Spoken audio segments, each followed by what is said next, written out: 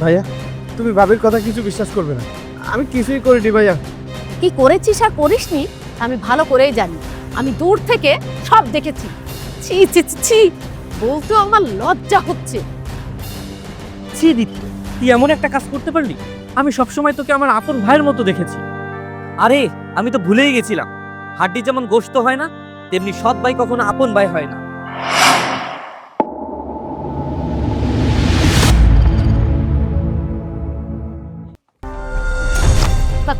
বার কর আর টাকা বের কর, টাকা বের কর, টাকা বের কর, বের কর। চোর, চোর এবার টাকা বের কর। মা, তুমি আমাকে এভাবে মারছো কেন? কি করেছি আমি? কি হয়েছে মা? আর বলো না বৌমা, এই চোরের বাচ্চা চোর আমার ঘরে 2000 টাকা ছিল, সে টাকা চুরি করেছে। সতীনটা মরে গিয়েছে আর রেখে গিয়েছে এই আপদটাকে। চোরের বাচ্চা চোর। এইসব তুমি কি বলছো? আমি কোনো টাকা নিইনি। আমি কেন টাকা নেব? টাকাটা তুই ছাড়া আর কে নিয়েছে? এই বাড়িতে রয়েছে আমার বৌমা। বৌমা নিশ্চয়ই আমার টাকায় হাত দেবে না, আর আমার ছেলে নেবে এটা তো প্রশ্নই ওঠে না। তাহলে টাকাটা নিশ্চয়ই তুই নিয়েছিস। মা, আজ আমি তোমার সৎ ছেলে বলে তুমি আমাকে এভাবে মারছো। তুমি আমাকে চোরের অপবাদ দিচ্ছ। বিশ্বাস করো মা, আমি চুরি করিনি। ও, বুঝতে পেরেছি। এভাবে তুই স্বীকার করবি না। টাকা কিভাবে বের করতে হয় তা আমার জানা আছে। বের কর। মা, লাগছে। মা, কি ব্যাপার মা, ভাইকে মারছো কেন? ভাই কি করেছে? এই চোরের বাচ্চা চোর আমার ঘরের থেকে আমার টাকা চুরি করেছে। কোন টাকার কথা বলছো? তোমার বালিশের নিচে যে টাকা ছিল সেই টাকা? হ্যাঁ, আসলে মা, ওই টাকাটা আমি নিয়েছি। তুমি ঘুমাচ্ছিলে সকালে, তাই তোমাকে বলা হয়নি। ভেবেছিলাম বাইরে থেকে এসে তোমাকে বলবো। ও তাহলে টাকাটা তুই নিয়েছিস? হ্যাঁ মা, আমি নিয়েছি। আর তুমি না জেনে ভাইয়ের সাথে কি ব্যবহারটাই না করলে। থাক, হয়েছে হয়েছে। সৎ ভাইয়ের হয়ে আর সাপাই গাইতে হবে না। ভুলে যাস না, ও তোর সৎ ভাই। ওর সঙ্গে তোর কোনো রক্তের সম্পর্ক নেই। কি হলো, তুই এখানে দাঁড়িয়ে আছিস কেন? যা, বাজারে গিয়ে বাজার করে নিয়ে আয়। হ্যাঁ মা, যাচ্ছি। এই, মা বলবি না। আদিক্ষতা, চত্তু সব।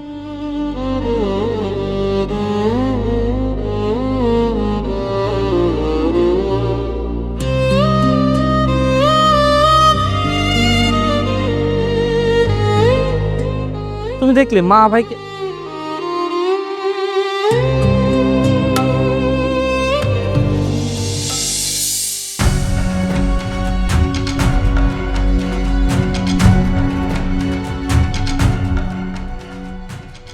শোনো, তোমাকে এখানে আসতে বলেছি কারণ তোমার সাথে আমার কিছু জরুরি কথা আছে।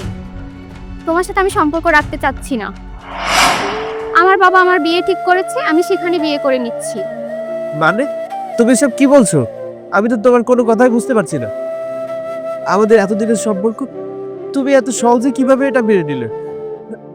তুমি আমার সাথে মজা করছো না তো?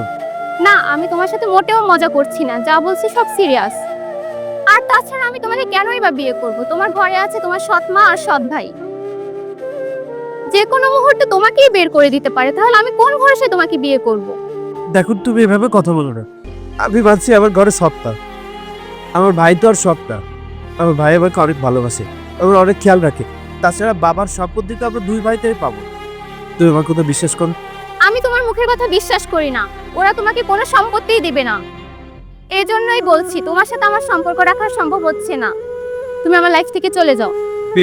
তুমি একটাবার বোঝার চেষ্টা করো, আমি তোমাকে ছাড়া বাঁচবো না। তুমি যদি আমাকে ছাড়া না বাঁচতে পারো তাহলে যাও, মরে যাও। তুমি আর কখনো আমার চোখের সামনে আসবে না।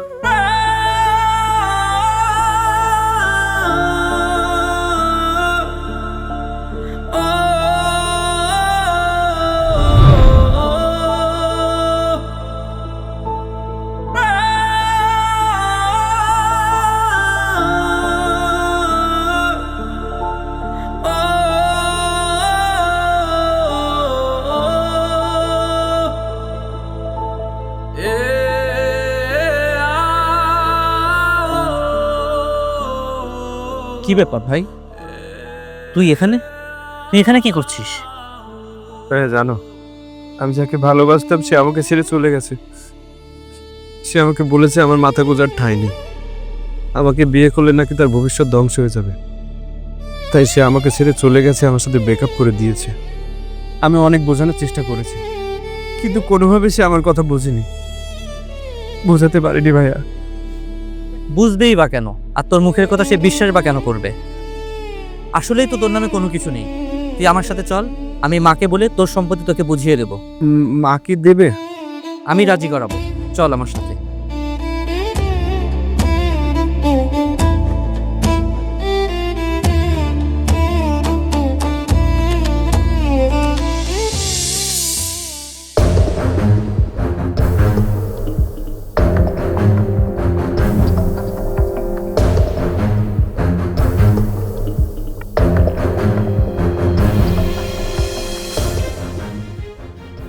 মা, তোমার সাথে কিছু কথা আছে। হ্যাঁ, কি বলবি বল। মা, সব সম্পত্তি তো বাবার নামে, তার মানে দীপ্তর এক অংশ আমার এক অংশ। দীপ্তর অংশ দীপ্তকে বুঝিয়ে দাও মা। কেন? দীপ্তকে কেন সম্পত্তি দেব? কেন দিবে মানে? দীপ্তর অংশ তো দীপ্তকে দিতে হবে। দেখ, তুই কিন্তু এবার বেশি বাড়াবাড়ি করছিস। মা, আপনি একটু শান্ত হন না। আর এই শোনো, সম্পত্তি তো তোমাদের দুই ভাইয়ের নামে, কোনো সমস্যা নেই, মা তোমাদের নামে লিখে দেবে। কিন্তু বোঝোই তো, জায়গা জমির ব্যাপার, একটু সময় তো লাগবে। তুমি একটু মাকে সময় দাও, মা অবশ্যই তোমাদের নামে সম্পত্তি লিখে দেবে। ঠিক আছে, তুমি মাকে একটু বোঝাও। দীপ্ত, চল। বৌমা, এসব তুমি কি বলছো? সম্পত্তি দীপ্তকে কেন দেব? মা, আপনি দেখেছেন আপনার বড় ছেলে তার সৎ ভাইকে কতটা বেশি ভালোবাসে, আর এই মুহূর্তে যদি বলেন যে সম্পত্তি দিবেন না, তাহলে হিতে বিপরীত হবে। তার থেকে বরং ধৈর্য ধরুন, ওই দীপ্তকে বাড়ি থেকে বের করে দিতে হবে, তাহলে কোনো সম্পত্তি দেওয়া লাগবে না। কিন্তু কিভাবে বের করব? তাহলে শুনুন মা,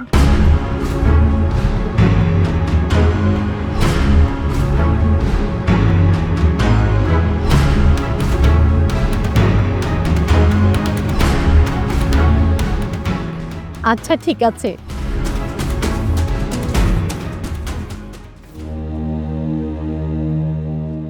শোনো না, তোমার সঙ্গে আমার কিছু কথা আছে। বলো। আসলে ইদানিং তোমার ভাইয়ের চলাফেরা না আমার একদমই ভালো লাগছে না। তুমি আর মা যখন বাড়িতে থাকো না, তখন ও যেন আমার দিকে কেমন করে তাকায়। ওর মতিগতি না আমার একটুও ভালো লাগছে না। এই শোনো, এসব চিন্তা মাথা থেকে বাদ দাও।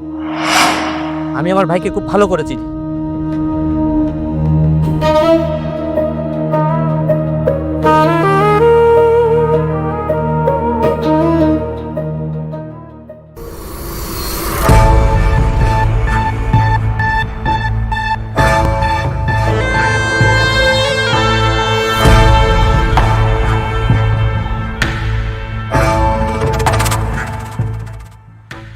ভাবি, মা ভাইয়া সবাই কোথায়? আছে যার যার কাজে, কেউ বাড়ি নেই। আচ্ছা দীপ্ত, শোনো না, এদিকে একটু এসো। কেন ভাবি? আমার এই কাজটা একটু করে দিয়ে যাও। ও, কি কাজ ভাবি? এই যে এইখানটায় দেখো না। কই আমি?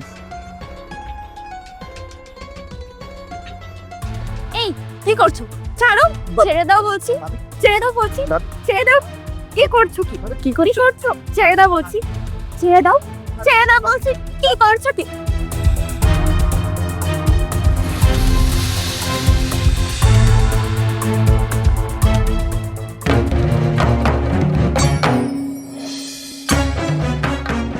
কি ব্যাপার শ্রুতি, কি হয়েছে এখানে? কি হয়েছে বুঝতে পারছো না? তোমার ভাই একটু আগে বাড়িতে আসলো, এসে জিজ্ঞেস করলো আমাকে তোমরা বাড়িতে আসো কিনা। আমি বললাম না, তোমরা বাড়িতে নেই। যখন শুনতে পেলো তোমরা কেউ বাড়িতে নেই, তখন আমার উপর হায়নার মতন ঝাঁপিয়ে পড়লো আমার সাথে। ছি ভাইয়া, তুমি ভাবির কথা কিছু বিশ্বাস করবে না, আমি কিছুই করিনি ভাইয়া। কি করেছিস আর করিসনি আমি ভালো করেই জানি। আমি দূর থেকে সব দেখেছি। ছি ছি ছি ছি, বলতেও আমার লজ্জা হচ্ছে। ছি দীপ্ত, তুই এমন একটা কাজ করতে পারলি? আমি সবসময় তোকে আমার আপন ভাইয়ের মতো দেখেছি। আরে, আমি তো ভুলেই গেছিলাম, হাড্ডি যেমন গোশত হয় না, তেমনি সৎ ভাই কখনো আপন ভাই হয় না। তুই আমার সৎ ভাই ছিলি না, আর সৎ ভাইয়ের মতোই কাজটা করলি। যাই হোক, এই বাড়িতে আমি আর থাকতে পারবো না। যেখানে আমার ইজ্জত নেই, সেখানে আমি এক মুহূর্ত থাকতে চাই না। না না, তোমার কোথাও যেতে হবে না। এই বাড়ি থেকে বেরোবে দীপ্ত।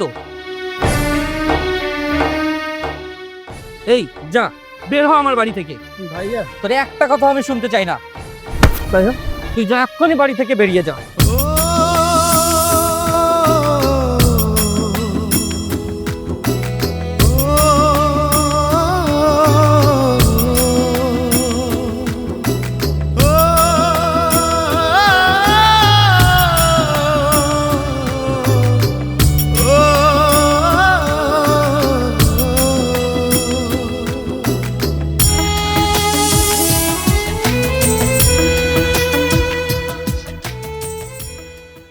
সবই তো বুঝলাম, এখন থাকবে কোথায় আর খাবেই বা কি? আল্লাহ কপালে যা লিখে রেখেছেন তাই হবে। ভাবছি এই বেঞ্চে রাত কাটিয়ে দেব। আর খাওয়া, আচ্ছা তাহলে তুমি একটা কাজ করো,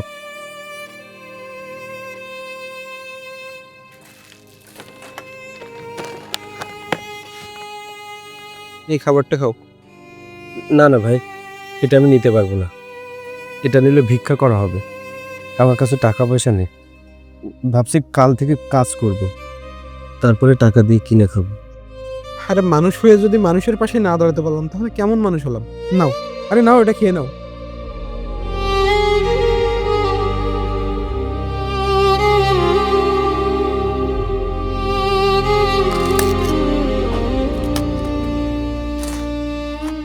ভাই এসব নিয়ে চিন্তা করো না, দেখবে ওই পরিবারই একদিন আসবে তোমাকে ফিরিয়ে নিয়ে যাবে।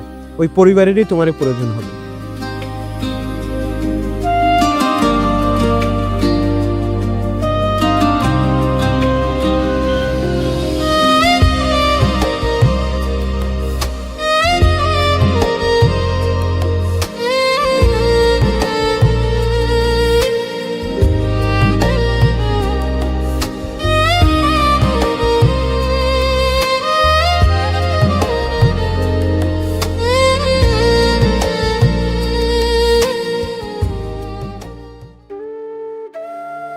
কি ব্যাপার, বসে আছো, অফিসে যাবে না? না, আজকে শরীরটা ভালো লাগছে না, আজ অফিসে যাব না। তোমার মনে আছে ডাক্তার কিছু টেস্ট করতে দিয়েছিল? ওগুলো এখনো করানো হয়নি। ভাবছি ওগুলো করাতে শহরে যাব। ঠিক আছে তাহলে তুমি টেস্টটা করিয়েই আসো। আচ্ছা।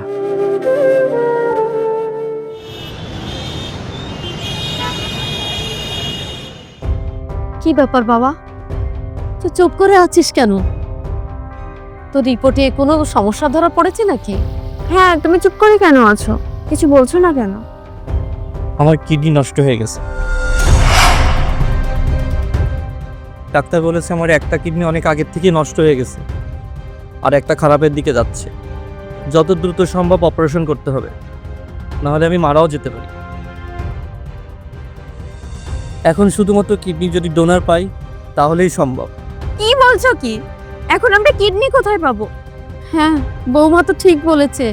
এখন কিডনি কে দেবে? জানি না মা, কিচ্ছু জানি না। যদি ডোনার পাই তাহলে হয়তো প্রাণে বেঁচে যাব, তা না হলে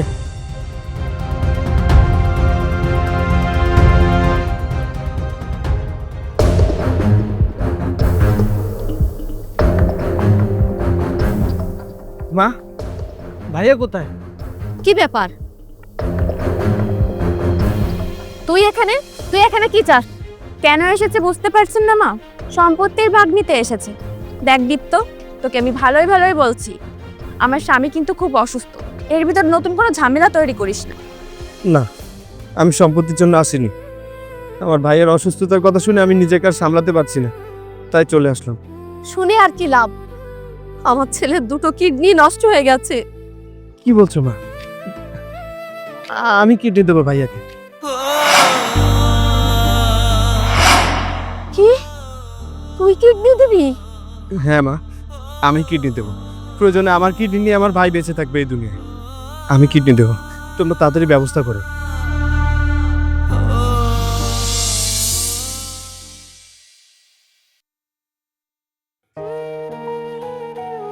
অনেক দিন পর বাইরের পরিবেশ দেখছি, ভীষণ ভালো লাগছে।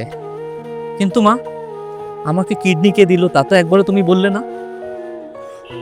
আসলে আসলে বাবা কিডনিটা দিয়েছে দীপ্ত।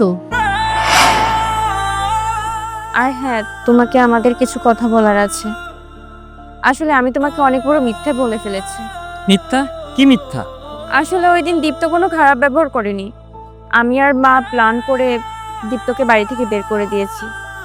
ওই দিন দীপ্তর কোনো দোষ ছিল না। আর আমি না বুঝে যা ইচ্ছে তাই বলে আমার ভাইটাকে বাড়ি থেকে বের করে দিয়েছিলাম। জানি না আমার ভাইটা এখন কোথায় আছে, কেমন আছে। হ্যাঁ বাবা চল, দীপ্তকে খুঁজে বাড়িতে ফিরিয়ে আনতে হবে। হ্যাঁ তাই চলো। আমার ভাইকে যদি খুঁজে না পাই তাহলে আমি তোমাদের কাউকে ক্ষমা করব না। দীপ্তকে যে করে হোক খুঁজে বের করতে এবং বাড়িতে ফিরিয়ে আনতে হবে। চলো। ঠিক আছে।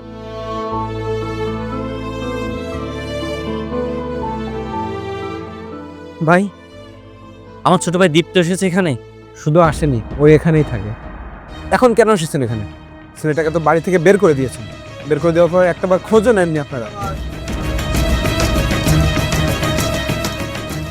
যাকে আপনি সৎ ভাই ভেবেছিলেন সে আপনাকে সৎ ভাই ভাবেনি, সে আপনাকে আপন ভাই ভেবেছিলেন, না হলে নিজের শরীরে কিডনি আপনাকে দিয়ে দিত না। আপনার অপারেশনের পরে তো আপনি ছিলেন হসপিটালে। ছেলেটা মাসের পর মাস রাস্তায় রাস্তায় ঘুরেছে। এত বড় একটা অপারেশনের পর যেখানে হাজার হাজার টাকার ওষুধ দরকার, একটু যত্ন দরকার, সেখানে ছেলেটা 3 বেলা খেতেই পারেনি। আমি আমার সামর্থ্য অনুযায়ী একটা রুটি একটা বিস্কুট দিয়েছি, সেটা খেয়েই ছেলেটা রয়েছে। গতকাল থেকে অনেক জ্বর ছেলেটার। আচ্ছা, আমার ভাই কোথায়?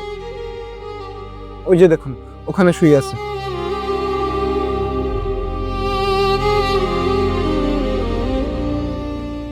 দীপ্ত, তুই কেন আমাকে সবকিছু বলিসনি? কেন সবকিছু মুখ বুজে সহ্য করেছিস? ভাই চল ভাই। ভাই আমি তোকে বাড়ি ফিরিয়ে নিতে এসেছি। কি হলো, কথা বলছিস না কেন? অভিমান করেছিস? দীপ্ত ভাই, ভাই।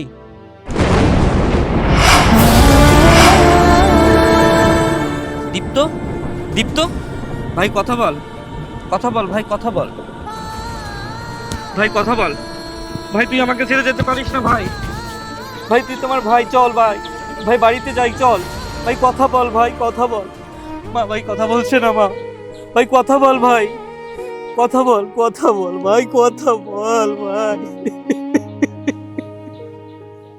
ভাই কথা বল ভাই।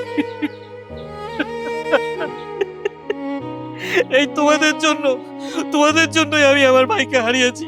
তোমাদের আমি কোনোদিন ক্ষমা করব না, কোনোদিন না। মা, ও মা, মায়েরা তো ভালো হয় সব সময়। তুমি কেন এমন হলে মা? তুমি কেন আমার ভাইটাকে আপন করে নিতে পারলে না মা? আর তুই যত নষ্টের গোড়া, তোর জন্য আমার সোনার সংসারটা জ্বলে পুড়ে ছারখার হয়ে গেছে। তোকে আমি আজ এই মুহূর্তে তালাক দেব। 1 তালাক, 2 তালাক, 3 তালাক। ভাই তুই আমাকে মাফ করে দিস ভাই। আজকে আমার জন্যই তোর এই অবস্থা ভাই।